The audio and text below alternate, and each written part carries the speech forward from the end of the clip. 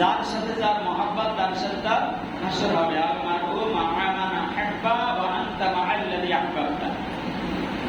কারণ আছে আপনি যদি একজন গাঁজাখোরের সাথে চলেন, সম্পর্ক রাখেন, আস্তে আস্তে কিন্তু আপনি দেখবেন যেটা কেমন লাগে একটু দেখে, বা একটু সহযোগিতা করলেন, আপনিও গাঁজার ব্যবসায়ী হয়ে গেলেন। একজন মদখোরের সাথে চললে দেখা যায় মহব্বত রাখলে আস্তে আস্তে আপনার একটু খাইতে মন চাইতে পারে, আসক্ত হ্যাঁ, আমার একজন হাফেজে কোরআন বা আলেমের সাথে চললে আপনার দিনদারিত্ব ভালো লাগে, যে হুজুরে কি সুন্দর নামাজ পড়ে, পছন্দ সুন্দর ব্যবহার করে, মানুষের সাথে লেনদেন ভালো করে। হ্যাঁ হ্যাঁ, আমার এরকম একটা চরিত্র হইতো, আমি একটু দাঁড়িয়ে রাখতে পারতাম, টুপিটা পড়তে পারতাম, আমারও সুন্দর লাগতো হুজুরের, ঠিক কিনা বলেন? এরকম মানুষ যার সাথে যার মহাব্বত করে তার সাথেই তার দেখা যায় ওইরকম একটা চরিত্র হয়ে যায়। তাবলীগের সাথে থাকতে থাকতে একজন গাঁজাখোরও ভালো হয়ে যায়, আছে না নাই? এটা উদাহরণ দেওয়ার জন্য বলবো। নবীর সাথে ঠিক তেমনি ওই যুগে আইয়ামে জাহিলিয়াতের যুগে মদ পান কত সবচেয়ে বেশি, ড্রাগ পান কত, মদ, জুয়া, নেশা, নাগিবাজি, এগুলোর ভিতরে তারা আইয়ামে জাহিলিয়াতের যুগে ঈসা আলাইহিস সালাম থেকে বিশ্বনবী পর্যন্ত 500 বছর এই কাজগুলাই সমাজে বেশি করছে। নবীজি যখন আসলেন, কোরআনের কথা বলা শুরু করলেন, আস্তে আস্তে মানুষগুলো মদ ছাড়ে না, জুয়া ছাড়ে না, হিরোইন ছাড়ে নাই, বস্তি ছাড়ে নাই, শুধু তাই ছাড়ে নাই, এক একজন স্বর্ণের মানুষে পরিণত হয়ে গেছে। কারণ বিশ্বনবী ছিলেন একজন জান্নাতের সুগন্ধযুক্ত একজন মহামানব, ঠিক কিনা বলেন? এই ভালো মানুষের সাথে মেশার কারণে এক একজন মানুষ আলোর দিশারি হইয়া জান্নাতের সার্টিফিকেট পেয়েছে দুনিয়ায় হয়ে আসে। এই জন্য রাসূল বলেন, যার সাথে যার মহব্বত তার সাথে তার হাসর হবে, কারণ মানুষ ওইরকম হয়ে যায়। দেখবেন একটা বাঘের ছাওয়াটা পারলে ছাগলের সাথে ছাগলের দুধ খাওয়াইবেন, ওর সাথে পারবেন, ও ছাগল হয়ে যাবে, মাঠে মাঠে গরু আসবে, ঠিক না? ঠিক বলেন? কারণ যদিও বাঘ কিন্তু ছাগল হয়ে গেছে, আর চরিত্র হয়ে গেছে ছাগলের মতো। এই জন্য আমরা চরিত্রটাকে চেঞ্জ করার জন্য ভালো মানুষ বাছাই করে রাখবো। শুধু তাই না, এই জন্য যে খারাপ মানুষ ঘৃণা করবেন, অবহেলা করবেন সেটা না। খারাপ মানুষের সংস্পর্শে যাবেন এই নিয়ত করে আপনারা আমাদের জায়গায় নিচে তাকাইলে ঘুমান, ওই দেখবেন 12 মাস নিচে তাকানো আছে। আপনারা নিচে তাকান কেন? 12 মানুষ এখানে কি আমার কথা যদি না শুনেন তাকাইয়া, কথাগুলাই মনোযোগ হবে? নিচে তাকাইলে দেখবেন একটুবারে ঘুমাই গেছে, আর না অন্য জগতের চিন্তা মাথায় ঢুকে গেছে। এটাও এক প্রকারের ওয়াসওয়াসা। আপনারা রাগ করে না, 5-10 মিনিট 15 মিনিট কথা বলি, তা যদি নিচে তাকান, ঘুমান, ডাইনে তাকান, বাইরে তাকান, আমার কথা বলাও হবে না, আপনাদের শুনতেও ভালো লাগে। আমার দিকে না তাকাইলে বক্তা কথা বলতে পারেন। আপনারা যদি আল্লাহ বক্তা বানাইতে বুঝতেন, শ্রোতা যদি ঘুমায় আর নিশ্চয় যায়, ওই বক্তায় কোনো কথা বলতে পারে পারে? ভালো লাগে। এখন বলতেছিলাম যে যে খারাপ তার সাথে সম্পর্ক রাখতে হবে এই নিয়তে, যে লোকটাকে আমি একটু বুদ্ধি দেবো, পরামর্শ দেবো, যাতে ভালো হয়। কি হয়? ভালো হয়, এই নিয়তে ওনার কাছে যাওয়া যায়। এইরকম সম্পর্ক রাখতে পারেন, এরকম অন্তরের বন্ধু বানানো যাইবে না যে ওরের সাথে আমি চলতে পারি। কথা বুঝেছেন? একজন হিন্দুর সাথে অমুসলিমের সাথে আপনি মিশতে পারেন, সম্পর্ক রাখতে পারেন, আপনার আকীদা থাকতে হইবে নেই যে ওরে ভালো করা যায় কিনা, ওরে ইসলামের দিকে আস্তে আস্তে আমার বিনয়, নম্রতা, আমার চরিত্র দেখাইয়া ওরে ইসলামের দিকে আকর্ষিত করা যায় কিনা। এরকম ইচ্ছা থাকলে আপনি তার সাথেও মিশতে পারেন, প্রয়োজনে তার একটা চাও পেতে পারেন, কথার কথা বলেন। কিন্তু তাই বলে তার যে গরু ছাগল জবাই দেওয়া, মুরগি হরে কৃষ্ণ হরে রাম বলে জবাই দিচ্ছে, সেটা খাওয়া যায় নাই, কারণ ওটা আল্লাহর নাম নিয়ে জবাই করা যেগুলো হয় না, সেটা হারাম। সম্মানিত শুধু আমি যে কেন আপনাদের সামনে তেলাওয়াত করেছি 28 নম্বর পারা সূরাতুল মুনাফিকুনের 9 এবং 10 নম্বর আয়াত, 2 আয়াত, 5 আয়াত, 2 আয়াত। এদের আলোচনা করার আগে আমরা সবাই এক বাক্যে সবাই আল্লাহর শুকরিয়া আদায় করব। সকলে বলুন আলহামদুলিল্লাহ। রব্বি ইশরাহ লি সাদরি ওয়া ইয়াসসির লি আমরি ওয়াহলুল উকদাতাম মিন লিসানি ইয়াফকাহু কওলি। রব্বুল আলামিন আয়াতে বলেন, ওয়া আনফিকু, তোমরা ব্যয় করে আসো, তোমরা দান সদকা করে আসো, আনফিকু মিম্মা রাযাকনাকুম মিন ক্বাবলি আইয়াতিয়া আহাদাকুমুল মাউত। মাউত বুঝেন মরণ। তোমাদের ভিতরে কারো মরণ আসার আগেই তোমরা দান সদকা ইচ্ছা মতো কইরা। বলছেন কি? কেন বলেছেন? যে মরণ তোমাদের কারো দুয়ারে আসার আগে তোমরা ইচ্ছা মতো দান সদকা করিয়া আসো। কারণ আপনি যদি জানেন আমার ক্যান্সার হয়েছে, 1 মাস টাইম দিয়েছে ডাক্তার, 6 মাস, দেখবেন মরণের স্বাদ কাহাকে বলে। আপনার রাস্তাঘাটে হাঁটা, খাওয়া সব বন্ধ হয়েছে, ঠিক আছে? এখন তো ভাবতে আছেন 50 বছর বাঁচবো, 60 বছর বাঁচবো, অনাকাঙ্ক্ষিত ইচ্ছাকৃত ভাবে রাস্তায় হাঁটতেছে, কখন মারা যাবো আমরা জানি না, এই আশায় লাভ করতেছি আর হয়ে দিতে হবে। কিন্তু আমরা তো জানি না, যখন মানুষ নিশ্চিত হয়ে যায় ক্যান্সার হওয়ার পর, তখন দেখা যায় তার অবস্থাটা কি হয়। এজন্য মানুষ যখন মারা যায় তখন 40 দিন আগে সে দুর্বল হয়ে আসে, বিভিন্ন রকমের স্বপ্ন দেখতে থাকে, বড় মানুষ দেখতে থাকে, বিভিন্ন এগুলো বলে আবার ভয় পাইবে, বিভিন্ন ধরনের অঙ্গি ভঙ্গিতে সে বুঝতে পারে যে আমি হয়তো বাঁচবো না, অথবা আইসেই গেছে, মরণ এসে গেছে দুবার ধরে। এখন দেখবেন মানুষ চোখের পানি ছাইড়ে দেয়, কেউ প্রসাদ করে দেয়, এটা কি দেয় না। আবার কেউ ডাক্তারি ইশারায় কানের কাছে আইসে বলে একটু দোয়া করো, দান সদকা করে দিও, আমার নামে পাস করো, কি আছে না নাই। কারণ মরার সময় দুনিয়ার কোন স্বাচ্ছন্দ্য বোধ তার কাছে থাকে না। পৃথিবীতে যত সুখ আপনি করছেন, বিশ্বনবী বলেন মৃত্যুর সময় সেকেন্ডের মধ্যে 80 বছর, 90 বছর, 100 বছরের সুখ পৌঁছে যায়। ওই সুখ চোখের সামনে থাকে না, এত কষ্ট মরণ। এজন্য ওই সময় যদি আপনি ইশারা দিয়ে বলেন ছেলে 5 কাঠা টাকা মসজিদে লিখতে দিস, আমি যেন জান্নাতে যাইতে পারি, ছেলে দেবে কিনা গ্যারান্টি আছে? আমারও যদি ডেকে কয়ে যান হুজুর দোয়া করে, আমি দোয়া করবো কিনা গ্যারান্টি আছে? এই জন্য মানুষ মরার সময় আসলেই আল্লাহরে ডাক দিয়ে বলে রুহু, তখন মানুষের না পাইলেও ডাক দেয় কারে? রুহু আল্লাহরে ডাক দেয়। জন্য আল্লাহ বলে, মনের কথাটা জানাইতেছে আগে যে ওয়ানফিকু মিম্মা রাযাকনাকুম মিন ক্বাবলি আইয়াতিয়া আহাদাকুমুল মাউত, তোমাকে কারো মরণ আসার আগেই দান সদকা সুস্থ থাকতে মসজিদ মাদ্রাসায় তিনখানা অসহায় মানুষের মাঝে দিয়ে আই। এখন আপনারা দেবেন তো? আমার দেওয়া লাগবে না, এই মসজিদে অনেক জানালা বাকি আছে, অনেক কাজ বাকি দেয়া। আপনার বাড়ির পাশে এক লোক কাপড় পরতে পারে না, খানা খাইতে পারে না, একটু খাবারের ব্যবস্থা করে, ডাকাতের টাকা দিয়ে আরো করে। এই জন্য আল্লাহ বলছে দান সদকা যা করার মরণ আসার আগে করা, মরণ আসার পরে করা যাইবে। হ্যাঁ, কথা কর না, করতে পারবে না আপনার ছেলেরা করবে, গ্যারান্টি আছে? আল্লাহ এই আয়াতের দ্বারা আমাদের সবুজ দিতেছে না কবুল দিতেছে? কথা কর না, সবুজ দিতেছে না কবুল দিতেছে? সবুজ দিতেছে, বাঁচার একটা পথ দেখাই দিতেছে। وأنفقوا مما رزقناكم من قبل أن يأتي أحدكم الموت فيقول رب لولا أخرتني إلى أجل قريب فأصدق وأكن من الصالحين। আমার আল্লাহ বলে যদি দান সদকা করে না আসো, যখন তোমার মরণ আসবে, গলার দ্বারে রোগা এসে যাইবে, গরদারানি হবে, তখন কিন্তু তুমি আমার ডাকতে পারো। সব রোগ ডাক দেয় জানে কি? আল্লাহ বলে তখন কিন্তু তোমরা আমারে ডাকতে থাকো যে আল্লাহ তুমি আমার আরেকটু বাঁচাইয়া রাখো, হায়াত দাও, তাহলে আমি আমার 5 কুড়া জায়গা আছে, 2 কুড়া তোমার নামে দিয়া মসজিদ মাদ্রাসায় দেখতে, আমার 5 কাঠা দিয়া যা টাকা ছিল 1 টাকা সব দান করবো, তুমি আমার একটু হায়াত দাও, দাও। আসলেই তো বলে তো, আপনার যদি আপনি জানেন আগামীকাল বছরে আপনার মরণ হবে, আর যদি কেউ বলে আপনার যা আছে সব রেখে দিলে বাঁচতে পারবেন, তারপরও বাঁচার চেষ্টা করবে কি করবে না? কথা পারবেন কিনা? এই বড় অবস্থায় এখন মারা যাওয়ার পর আপনি জাহান্নামে কি অবস্থায় থাকবেন, জান্নাতে কি অবস্থায় থাকবেন? সবাই চায় মারার পর অনন্তকালীন একটা জীবন। যখন আজরাইল থাকে তখন সে বুঝতে পারে আসলেই পরকালীন জীবন সত্য, ফেরেশতা আমার সামনে অসংখ্য নাইমা আসছে। তখন রূহ দেখে, বুঝতে পারে, তখন রূহ মালিককে ডাক দেয় যে আল্লাহ তুমি আমার একটু অবকাশ দাও, সময় দাও, বাঁচাই রাখো আর কয়টা দিন, তাহলে কি করবো আমি? এই কথা আমরা এই কারণে বলছে, তখন আল্লাহরে লোক দেখায় এই বান্দা, বলে কি বলে যে আলাই আব্দুল্লাহ وأنفقوا مما رزقناكم من قبل أن يأتي أحدكم الموت فيقول رب لولا أخرتني إلى أجل قريب فأصدق, আমি দান সদকা কইরা মুসা সে একটাও রাখবো না, একটাও রাখবো না, সব শহীদের বাড়ি মসজিদ দান করে দিবা। এই লোক দায় নিল না আল্লাহরে। আল্লাহ কয় তোর 80 বছর হায়াত দিছে, তোর আপন বাইরে তুই খাড়ে কইরা নামাইয়া কবরে রাখছিস, তুই দেখো না তুই মরবি? দেখেন না আপনি? তোরে 90 বছর পরে দিয়েছিলাম, তোর সন্তানটাকে কোলে করে তুই কবরে নামাই রাখছো, তখন কি তোর কবর করে না তুই মৃত্যু মারা যাবি?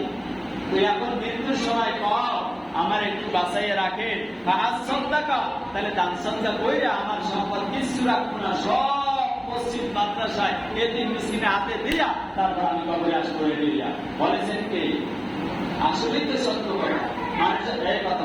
মানুষ যখন ক্যান্সারে আক্রান্ত হয় বলে 1 মাস বাঁচবে, তখন যদি কোন ডাক্তার বলতে পারে পৃথিবীর যে মানুষটা বাঁচানো যায় যদি 10 লক্ষ টাকা দেওয়া যায় বা 20 লক্ষ, তাই ওই মোটামুটি বেঁচেও যাইবে কি যাইবে না? কথা বলে এই জন্য মরণের সময় আল্লাহকে বলে, আল্লাহ আমার যদি একটু হায়াতে বাঁচাই রাখো দুনিয়ায় আর কিছু কাল, তাহলে আমি আমার সম্পদ সব তোমার লিখে দেব।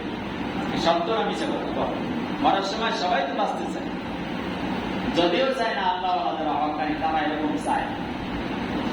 এই জন্য আল্লাহ বলেন, যারা দুশ্চিন্তায় আছেন কবরের ব্যাপারে, পরকালের ব্যাপারে, জাহান্নামের ব্যাপারে, আল্লাহ বলেন وَأَنفِقُوا مِمَّا رَزَقْنَاكُم مِّن قَبْلِ أَن يَأْتِيَ أَحَدَكُمُ الْمَوْتُ فَيَقُولَ رَبِّ لَوْلَا أَخَّرْتَنِي إِلَىٰ أَجَلٍ قَرِيبٍ فَأَصَّدَّقَ وَأَكُن مِّنَ الصَّالِحِينَ। আল্লাহ মরণকালে একটু বাঁচিয়ে দেওয়ার মরণটা দিও না, তাহলে 500 টাকা আমি সব দান সদকা করে দেব, একটা টাকা হাতে রাখবো না, একটা জমিও রাখবো না।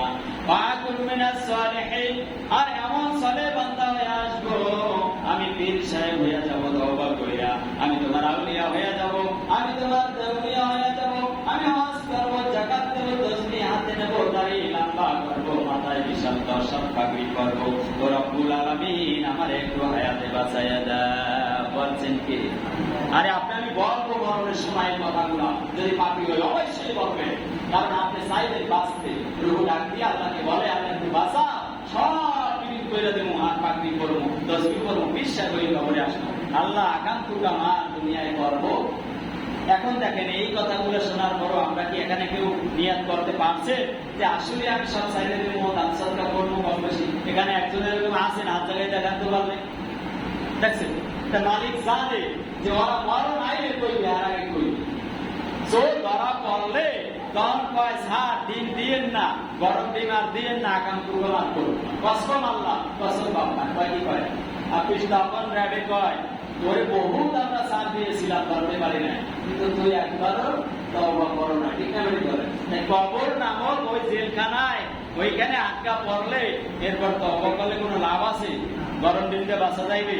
কথা না। ঠান্ডা দিনতে বাঁচা যাইবে? বাঁচা যাইবে না। বাঁচা যাইবে তখন এই আমাদের সুস্থ সবল অবস্থায় যদি আমরা দান সদকা করতে পারি, মসজিদ মাদ্রাসা করতে পারি, হালাল টাকা দিয়ে, হারাম টাকা দিয়া ইবাদত করলে কবুল হয় না। হালাল টাকা দিয়ে যদি আমরা আল্লাহর রাস্তায় দান করতে পারি, দান সদকা করতে পারি, তাহলে কেবলমাত্র আমরা জান্নাত পাবো ইনশাআল্লাহ। তাহলে আমরা সবসময় আমাদের দানের হাতটা আগে রাখবো। রাজি আছি ইনশাআল্লাহ? মসজিদ হোক, মাদ্রাসা হোক, এতিমখানা হোক, অসহায় দুস্থ মানুষ হোক, আমরা আমাদের সাহিত্য মতো 1 টাকা হোক, 10 টাকা হোক, 10,000 হোক, 10 লক্ষ হোক, আমরা সাহিত্য মতো চেষ্টা করবো। কিন্তু গ্রাম প্রান্তে যাইয়া গাইয়া বেড়ানো যাইবে না। একমাত্র খুশি করবো কাকে? তাহলে কে আমাকে খুশি করবে কাকে? ওই আল্লাহ আপনাকে আমাকে খুশি করবে। কোথাও গাইয়া বেড়াইছেন তো শেষ। এই জন্য দান সদকা কইরা ফোটা দেওয়া যাবে না। এই জন্য হাদিসে আছে যে লা ইয়াদখুলুল জান্নাতা আকুল, পিতা মাতার অবাধ্য সন্তান জান্নাতের ঘ্রাণ পাইবে না, জান্নাতে যেতে পারে।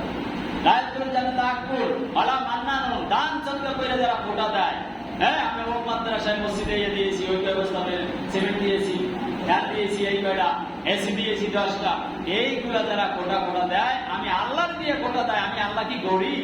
কথা না, আল্লাহ গরিব? আল্লাহকে আপনি দেখতে চাই, আল্লাহ দেখতে চায় আল্লাহর জন্য আপনার দিলটা আছে কিনা। আল্লাহ আপনার তা নেওয়ার জন্য বসে পারে না, আল্লাহ তো আপনার সব দিচ্ছে। হাত পা চোখ নাসিকা দান কার? সম্পদ কার? সুন্দর স্ত্রী দান করছে কে? আল্লাহ। সব কিছু আল্লাহ দান করছে। আল্লাহ দেখতে চায় আল্লাহর জন্য আমার হৃদয়টা আছে কিনা।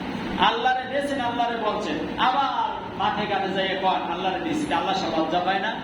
এই জন্য আপনার জান্নাতকে আছে। আপনি কেন বলবেন দান করিয়া? বলে থাকবেন আল্লাহ বলে লাইয়াতে, আল্লাহ রাসূল বলে লাইয়াতে গুলো জান্নাত আকুল ওয়ালা মান্নানু, দান সদকা কাইরে কইরা ফোটা দানকারী জান্নাতে যাবে।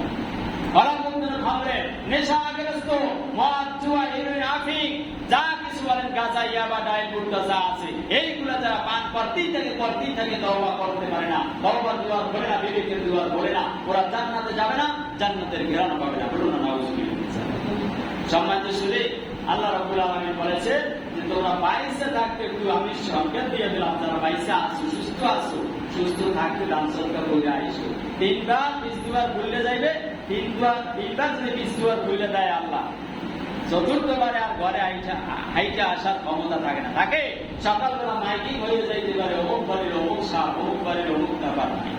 এই জন্য দিলটা একটু নরম বানান, ভালো মানুষের সাথে চলে, ভালো মানুষকে আমরা বন্ধু বানাবো, তাহলে আমরা জান্নাতের সুবিধান পাবো ইনশাআল্লাহ। সমাজের সাথে হযরত সুলাইমান আলাইহিস সালাম প্রায় সমস্ত প্রাণীরই ভাষা বুঝতে। সুলাইমান আলাইহিস সালাম একদিন মরুভূমির মধ্য দিয়ে যায়, জঙ্গল দিয়ে। তখন জঙ্গলের মধ্যে দেখে একটা হুতুম পেঁচা বসে আছে। হুতুম পেঁচা আপনারা চেনেন কথাটা? এক প্রকার মানুষ আছে, দেখবেন কারোর সাথে বেশি না হলে এক এক জায়গায় বসে থাকে হুতুম পেঁচা। এই কথা কয় না, কথা কয় না, মুখ ভুলে থাকে, আছে না নাই? হুতুম পেঁচার অবস্থা হলো এরকম। ও কেউ তার কথা কয় না, জঙ্গলের মধ্যে চোখ বড় বড় করে নিষ্পেষি। ওই দেখা হয়েছে বল সুলাইমান নবী তো কথা বুঝতো সব প্রাণী। সুলাইমান নবী পিঁপড়ার ভাষাও জানে। তাই ডাকতে বলে, হুতুম পেঁচা তুই এখানে জঙ্গলের মধ্যে একা একা বসে কি করিস? সব মানুষ পশু পাখি মানালে আর তুই জঙ্গলের মধ্যে কেন বসে থাকো, ব্যাপারটা কি? তখন হুতুম পেঁচা বলে, ভাই এটা তো বড় দুঃখের কথা। কয়টা মরার পর থাকা লাগবে একা বোকার মতো কবরে, তাই আবার মানুষের মধ্যে আমি তাকে কি করবো? একা এক জায়গায় বুঝে একটু জিকির ফিকির করি, বললেন না সুবহানাল্লাহ। কিন্তু হুতুম পেঁচা বলবো যে মরার পর তো একা থাকা লাগবে, এই জন্য একা থাকি। তাই তুমি দিনে বাইরে আস না, রাতে বাইরে মাতুম বাড়ি করো, একা একা হতুম মতুম করো, ডাক দাও, ঘটনা কি? তুই দিনে তো একটাও ডাক্তার না, দিনে বেরোস না, ঘটনা বাইরামো কেমন তারা? এই যে আদম সন্তান, এই যে ইনসান মানুষের এত জুলুম করে, এগুলো আমি বরদাস্ত করতে পারি। মানুষ মানুষের প্রতি যে জুলুম করতে পারে, একটা কুকুরকে কামড়ায় মাইরে ফেলায় না, অথচ একটা মানুষ মানুষকে মাইরে ফেলায়, অন্যায় ভাবে শুরু করে, অন্যায় ভাবে দুনিয়া থেকে বিদায় করে। এই যে জুলুম পৃথিবীতে অন্যায় ভাবে জুলুম চলতেছে, এই জুলুম বাজি আমি বরদাস্ত করতে পারি না। এই জন্য দিনের বেলায় আমি এই বাজবন্ধের মধ্যে, এই জুলুমদের মধ্যে আমি বাইক করি। বলুন না সুবহানাল্লাহ। মানুষ যে জুলুম, এটা পশু মতো ঘৃণা করে, জুলুম করে। আপনি কোথায় যাবেন? আপনি চিন্তা চাপ দিতে যাবেন, সেখানেও জুলুম করে, ঠিক না? তাড়াতাড়ি পকেটে আপনার নামাজ পড়তে যাবো, বুঝলেন না? একটা সই লাগবে, তাড়াতাড়ি পকেটে আপনার, আমি নামাজ জামাত করবো, নামাজ পড়বে, কিন্তু 1000 টাকা দেন একটা সই লিখবে। এই হলো এই দেশ। তাহলে এই জন্য এই যে জুলুমের দেশ, যে জায়গায় যাইবে সেই জায়গায় জুলুম।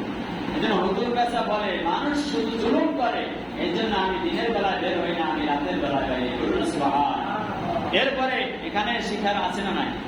এরপরে সুলাইমান নবী বলল, হুতুম পেঁচা তাহলে তোমার কাছে আর একটা প্রশ্ন করি, যেহেতু তোমার ভাষা আমি বুঝি, তুমি যে গভীর রাত্রে বুদবুদুম বুদবুদুম করে ডাকো, আমরা সবাই শুনতে পাই। কেউ কেউ বলে ডাকলে মানুষ মারা যায়, বলে কি বলে না? ও হুতুম পেঁচা ভাই, তাহলে তোমার থেকে দুনিয়াবাসীকে জানাই দিতে চাই, তুমি যে গভীর রাত্রে ডাকতে থাকো, এটা কি বড় ডাক, কি বলে ডাকো আমাকে একটু বলো। তখন হুতুম পেঁচা মানতে লাগলো, ওই দুনিয়ার মানুষ মৃত্যুর কথা বলে গেছে, দুনিয়ার মানুষকে আমি স্মরণ করাই দিতে চাই যে তোমরা বেশি বেশি মরণের কথা স্মরণ করো। কিসের কথা? মৃত্যুর কথা স্মরণ করো। এই তো আমি বলেছিলাম একটু আগে, মৃত্যুর কথা যদি মানুষ স্মরণ করতো বেশি বেশি, গুনার কাজ আসলে করতে পারতো? বলেন, আপনি কার আশায় গুনাহ করতেছেন? আপনি কাকে দেখানোর জন্য চাকচিক্য বানাইতেছেন চেহারার মধ্যে? আপনার রাসূল চেহারা দেখে খুশি না শয়তান খুশি? একবারও কি আপনি ভেবে দেখেছেন যার জন্য আপনি চেহারাটা সুন্দর করেছেন সে কি আপনার কবরে যাবে? কথা কথা যাইবে? সম্মানিত শরীর, মৃত্যুর জন্য আমাদের তৈরি হওয়ার দরকার আছে না নাই? নাতি যে বিশ্বনবী সাল্লাল্লাহু আলাইহি সাল্লামের যে হাসান হোসেন নাতি ছিল, মনে রাখবেন জান্নাতের যুবকদের সর্দার হবে হাসান আর হোসেন। কি হবে? হাসান আর হোসেন। আর মা বোনদের যে লিডার হবে, যিনি নেতা হবে জান্নাতের মধ্যে, তিনি হবে বিশ্বনবীর একমাত্র কন্যা ফাতেমা। সুবহানাল্লাহ। এই হাসান যে হোসেন ছিল নাতি, খুব আদরের নাতি ছিল বিশ্বনবী সাল্লাল্লাহু আলাইহি ওয়াসাল্লাম। একদিন সকালবেলা এরকম মসজিদে নববীতে বিশ্বনবী সাল্লাল্লাহু আলাইহি ওয়াসাল্লাম হজ করতেছে, নসিহত করতেছে। বিশ্বনবীকে পাহারা দেওয়ার জন্য দরজায় এক সাহাবী দাঁড়িয়ে থাকলেন। হঠাৎ হোসেন দৌড়ে আসলো বাড়ি থেকে বিশ্বনবী তার নানার সাথে দেখা করার জন্য। দরজায় আসার সাথে সাথে বাধা দিলেন, ভিতরে আসতে বাধা দিলেন। বলল কেন? বলল ভিতরে বিশ্বনবী মহামানব গুরুত্বপূর্ণ বক্তব্য দিতেছে, ওয়াজ নসিহত করতেছে, হোসেন এইখানে আজকে ঢোকা যাবে না। হোসেন নবীজির আদরের ছিল না ছিল না? কথা বল না, ছিল কিনা? হোসেন রাদিয়াল্লাহু আনহু ঢুকতে দিলেন না। হোসেন রাদিয়াল্লাহু আনহু চোখ দুটো লাল করে বলল, সাহাবী তুমি কি আমারে চেনো? তুমি কি আমারে চেনো? যে মুহাম্মদ রাসূলুল্লাহর জন্য আমাকে ঢুকতে দাও না, যাকে সম্মান দাও তার চেয়ে আমার সম্মান বেশি। বলুন না সুবহানাল্লাহ। কে বলে? হোসেন। এখন সাহাবী দাসটি খেয়ে গেছে, কি রে কয় কি এই ঢুকবাস চায়? এ মুহাম্মদ সাল্লাল্লাহু আলাইহি ওয়াসাল্লামের চেয়ে ওর সম্মান বেশি, অনেক উপরে। কি কয়? ছাড়ো, গেট ছাড়ো, আমাকে নবীর কাছে আমার নানার কাছে যাইতে দাও। বলুন না সুবহানাল্লাহ। দেখবেন একটু একটু সন্তানরা অনেক সময় নানা দাদের সাথে দাদার সাথে এমন এমন কথা বলে আপনি অবাক হয়ে যায়, ঠিক কিনা বলেন? যে মনে হয় যেন এই বিরুদ্ধ মানুষের মতো কথা বলে। তা হোসেন বলে আমি মুহাম্মদ সাল্লাল্লাহু আলাইহি ওয়াসাল্লামের চেয়ে আমার সম্মান গেট সাইডে দাও। উনি কথা শুনে নাসটিকে সাইডে দিয়েছে, পিছনে পিছনে গেছে। যাওয়ার পর নবীজির সামনে যাইয়া মুখ বাংলা দিয়ে এরকম দাঁড়াই দিয়েছে, নিশ্চিত ভাবলেই দাঁড়াই দিয়েছে। নবীজি আওয়াজ সাইডে দিয়ে বলছে, কলিজার টুকরা নাতি তোমার কি হয়েছে? বলে কি আর হইব, অপমান আর কতদূর করবেন আমার? কিসের অপমান? কিসের আমাকে অসম্মান আর কতদূর করবেন? মোহাম্মদ সাল্লাল্লাহু আলাইহি ওয়াসাল্লাম তাকে নাতি কলিজার টুকরা, কে তোমাকে অপমান করছে আমাকে বলো, আমি বিচার করবো সমাজে। আপনার বিচার করা লাগবে না, বলুন না সুবহানাল্লাহ। আবার মুহাম্মদ সাল্লাল্লাহু আলাইহি ওয়াসাল্লামকে বলে আপনার বিচার করা লাগবে না না ভাই, তবে আপনাকে আমি 3টা প্রশ্ন করবার জানি। কয়টা? 3টা। আপনি বলেন আগে, তার আগে প্রশ্ন করার আগে আমি হোসাইনের সম্মান বেশি না আপনার সম্মান বেশি? আপনি বলেন আমি বড়, তখন বলে আমি বড়, আমি যেহেতু বয়সেও বড় এবং আমি পয়গম্বর, আল্লাহ নবুয়ত পেয়েছি আল্লাহর পক্ষ থেকে, আমি নবী, আমি তোমার নানা, আমি বড় না, আমি সম্মান বেশি না? না, আমার সম্মান বেশি, আমি আপনার চেয়ে বড়। বলুন না সুবহানাল্লাহ। এখন নাতির এরকম খামের কথা বলে কি বলে না? অনেক সময় এগুলা নানা দাদারা মেনে নেয় কি নেয় না? বিশ্বের বিমুখকে হাসি দিয়ে বলে, নাতি কি কয়, আমার যে বড় সমান, তোমার কাছে যুক্তি আছে, প্রমাণ আছে? হ্যাঁ আছে। আপনি সাহাবীদেরকে সবাই ডাক্তার, সবার সামনে আজকে আমি ভাষ্য বলুন না সুবহানাল্লাহ। এখন প্রশ্ন করবে কয়টা? 3টা। এখন বিশ্বনবীর সামনে কয়, শোন আগে আপনার বুকের উপরে একটু নাইস চলবে। কি দেখেন নাতি কেমন? নাতিরা তো এটাই করে, দাঁড়িয়ে ধরে নাড়ায়, দাঁড়িয়ে ধরে নাড়ায়, বুকের উপরে কায়, থাবড় দিয়ে কায়। এখন সব সাহাবীকে ডাক দেন, আজকে আমি বড় না আপনি বড়, প্রমাণ করুন সামনে। বিশ্বনবী একদিকে মুস্কি হাসে, আর একদিকে চোখের পানি ঝরেছে। সাহাবী হোসাইন কি বলতেছে এতগুলো সাহাবীদের সামনে, ওয়াজ বন্ধ করে আমার তাফসীর কি বলা শুরু করলে। সাথে সাথে হোসাইন বলতে শুরু করলো বিশ্বনবীকে, নবী আগে বলেন নানা ভাই যে আপনার বাবার পরিচয়টা আগে দেন। প্রশ্ন কয়টা? 3টা। 1 নম্বর প্রশ্ন, আপনার বাবার নাম কি, পরিচয় কি বলেন? তখন বলে আমার বাবার নাম আব্দুল্লাহ, আমার দাদার নাম মুত্তালিব। আব্দুল্লাহ আর আব্দুল মুত্তালিব আপনার বাবার নাম, তাই তো? বাড়ি কোথায়? কুরাইশ বংশে জন্মগ্রহণ করছে মক্কায়। তাদের কোনো সুনাম সুখ্যাতি আছে? না, তা তো তেমন নাই। কথা বুঝেন না? আচ্ছা গেল এখান থেকে, আপনি এখান থেকে পড়ে গেলেন, এক প্রশ্ন শেষ। বিশ্বনবীকে জিজ্ঞেস করার পর নবীজি মনে হয়ে গেছে এখন বলতে পারে না, তাদের তো সুনাম সুখ্যাতি নাই মুত্তালিবের। এবারে ছেড়ে আমার বাবার পরিচয়টা একটু শুনুন। আমার বাবা হলো শেরে আলী, বলুন না সুবহানাল্লাহ। যাকে আল্লাহ কোরআনে বলেছে, আল্লাহ সরাসরি বলেছে, সমস্ত কাফের মুশরিক ইহুদিদের উপরে আমি আলীকে শেরে খোদা আলী দিয়ে দিলাম, বলুন না সুবহানাল্লাহ। সব কাফেরদের উপরে বাঘ সিংহ বানিয়ে আমার আব্বাকে আল্লাহ বানিয়েছে, বলুন না সুবহানাল্লাহ। আপনার বাবা এবং দাদার পরিচয় দিয়ে আমার সামনে আপনি ভাষ্য দিতে পারছেন? না, পারি না, বলুন না সুবহানাল্লাহ। পারছে? পারে না। এরপর 3 নম্বর প্রশ্ন কি? ইয়া রাসূলুল্লাহ, ইয়া হাবিবাল্লাহ, আমার নানা ভাই। 2 নম্বর প্রশ্ন হলো, বাপ দিয়া পারলেন না, এভাবে মায়ের কাছে আসেন, আপনার মায়ের নাম কি? বললো আমার মায়ের নাম আমিনা। বাড়ি কোথায়? বললো মদিনায়। কোথায়? মদিনায়। নানা হক জরুরি, নানা নাম কি? হক জরুরি। আচ্ছা হক জরুরি পরিচয় কি? নানা যে আপনার আব্দুল হক, তার পরিচয় কি? তার খ্যাতি কি, সুনাম কি দুনিয়ায় আছে? বলেন তো একটা ইতিহাস দেখা। বলবো না, তার কথা মন নাই নানু ভাই। বলো তাহলে এবারে শুনুন, আমার মায়ের পরিচয় কি? আপনার মা, আপনার নানি, নানা, এদের পরিচয় তো তেমন উল্লেখযোগ্য দিতে পারবেন না। আমি হোসাইনের মায়ের পরিচয়টা শুনলে আপনি অবাক হবে। জান্নাতে যত নারীরা যাবে সমস্ত নারীদের লিডার, সর্দার বানিয়ে পাঠিয়েছে আমার মা ফাতিমাকে আল্লাহ রাব্বুল আলামিন, বলুন সুবহানাল্লাহ। আপনি 2 নম্বর প্রশ্ন, ইয়া রাসূলুল্লাহ, আমার নানা আপনার কাজ করে বলেন, আপনি আমার বলতে পারেন সম্মান কার বলেন? 3 নম্বর প্রশ্ন বলল, ফাতেমা হচ্ছে এমন একজন নারী, আমার মা, যিনি বিশ্ব নবীর পরিচয় টুকরা, যাকে একদিন নবীজি না দেখলে পাগল হয়ে যায়। আমার মায়ের পরিচয় কি দেবো আপনার কাছে? 2টা প্রশ্ন আপনি পারলেন না। সাহাবীদের সামনে নাম্বার 3 প্রশ্ন হলো এই, ইয়া রাসূলুল্লাহ, ইয়া হাবিবাল্লাহ, আমার নানা ভাই, আপনি বলেন তো যে আপনার নানার পরিচয় কি? নানার পরিচয় তো তেমন একটা উল্লেখযোগ্য, মদিনা শহর জরুরি, তেমন একটা দিতে পারছে না। মানে এবারে শুনুন, আমার নানার পরিচয়টা শুনুন। আমার নানা হলো এমন একজন মহামানব বিশ্বের বুকে, যিনি সমস্ত নবীদের নবী, সমস্ত মানুষের উপরে শ্রেষ্ঠ নবী মানব এবং মহামানব হিসেবে আখ্যা দিয়েছে আল্লাহ রাব্বুল আলামিন। তার নাম মুহাম্মদুর রাসূলুল্লাহ, বলুন সুবহানাল্লাহ। 3টা প্রশ্নের একটা প্রশ্নেও বিশ্বনবী সাল্লাল্লাহু আলাইহি ওয়াসাল্লাম খণ্ডন করে উপরে উঠতে পারে না।